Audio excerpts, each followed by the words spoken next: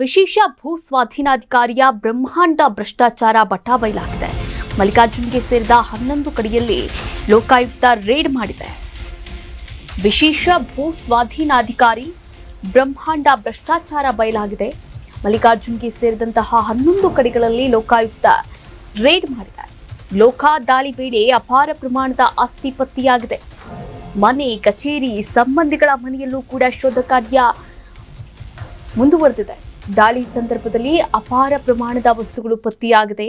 ದಾಳಿ ವೇಳೆ 2 ವಾಸದ ಮನೆ, 100 ಎಕರೆ ಆಸ್ತಿ, ಹಾಗೆ 14.28 ಕೋಟಿ ರೂಪಾಯಿ ಮೌಲ್ಯದ ಚರಾಸ್ತಿ ಕೂಡ ಪತ್ತೆಯಾಗಿದೆ. ದಾಳಿ ವೇಳೆ 12.95 ಕೋಟಿ ರೂಪಾಯಿ ಮೌಲ್ಯದ ಅಸಮತೋಲನ ಆಸ್ತಿ ಕೂಡ ಪತ್ತೆಯಾಗಿರುವಂಥದ್ದು. ನೋಡಿ, ಆದಾಯಕ್ಕಿಂತಲೂ ಅಧಿಕ ಮೌಲ್ಯದ ಆಸ್ತಿಯನ್ನ ಗಳಿಕೆ ಮಾಡಿರ್ತಕ್ಕಂಥ ಆರೋಪದ ಮೇಲೆ ಬೆಂಗಳೂರಿನ ವಿಶೇಷ ಭೂ ಸ್ವಾಧೀನಾಧಿಕಾರಿಗೆ ಸೇರಿದಂತಹ 11 ಕಡೆಗಳಲ್ಲಿ ಏಕಕಾಲದಲ್ಲಿ ದಾಳಿಯನ್ನ ಲೋಕಾಯುಕ್ತ ಅಧಿಕಾರಿಗಳು ನಡೆಸಿದ್ರು.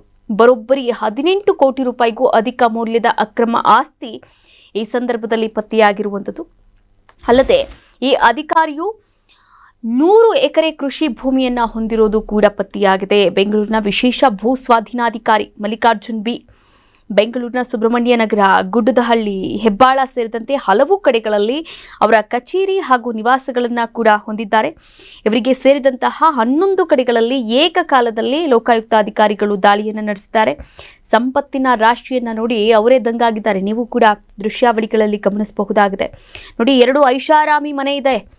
ಅಚ್ಚರಿಯ ವಿಷಯ ಅಂದರೆ ಬರೋಬ್ಬರಿ 100 ಎಕರೆ 5 ಗುಂಟೆ ಕೃಷಿ ಜಮೀನನ್ನು ಕೂಡ ಹೊಂದಿದ್ದಾರೆ. ಒಟ್ಟಾರೆಯಾಗಿ 14.28 ಕೋಟಿ ರೂಪಾಯಿ ಅಂತ ಅಂದಾಜು ಕೂಡ ಮಾಡಲಾಗಿದೆ ಸ್ಥಿರಾಸ್ತಿ. ವಿಶೇಷ ಭೂ ಸ್ವಾಧೀನಾಧಿಕಾರಿಯ ಬ್ರಹ್ಮಾಂಡ ಭ್ರಷ್ಟಾಚಾರವನ್ನು ಲೋಕಾಯುಕ್ತ ಅಧಿಕಾರಿಗಳು ಬಟಾಬಯಲು ಮಾಡಿದ್ದಾರೆ.